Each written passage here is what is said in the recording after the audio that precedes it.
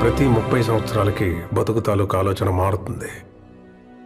Cinema వాళ్ళు దాన్ని trend అంటారు, వ్యాపారవేత్తలు ఫ్యాషన్ అంటారు, రాజకీయ నాయకులు తరం అంటారు, మామూలు జనం జనరేషన్ అంటారు. కానీ ప్రతి జనరేషన్లోనూ ఆ కొత్త థాట్ని ముందుకు తీసుకెళ్ళేవాడు మాత్రం ఒక్కడే వస్తాడు. వాడిని టార్చ్ బేరర్ అంటారు. వెళ్తున్నాడు చూసావా బాలరెడ్డి, వాడే ఆ టార్చ్ బేరర్.